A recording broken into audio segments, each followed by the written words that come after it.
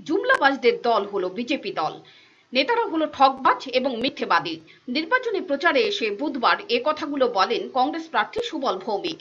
এদিন সুবল ভৌমিকের নির্বাচনী জনসভা ছিল বক্সনগর বিধানসভার কমলনগর টাউন মাঠে। কমলনগর বাজার থেকে মিছিল শুরু করে হাসপাতাল চৌমুহনী পরিক্রমার মাধ্যমে সভাস্থলে ফিরে আসে।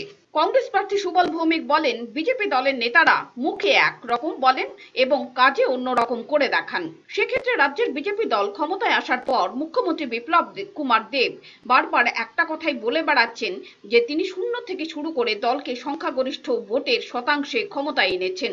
সুবল ভৌমিক এই ব্যাপারে বলেন, বিপ্লব কুমার দেব রাজ্যের দায়িত্বে আসার পূর্বে শেষ দুটি বিধানসভা কেন্দ্রে উপনির্বাচন হয়েছিল। সেই উপনির্বাচনে বিজেপি দল 24% ভোট পেয়েছিল। তখন বিপ্লব দেব কোথায় ছিলেন বলে প্রশ্ন তোলেন সুবল ভৌমিক। এদিন কংগ্রেস প্রার্থী কড়া ভাষায় শাসকের সমালোচনা করেন। ব্যুরো রিপোর্ট, চ্যানেল দিনরাত।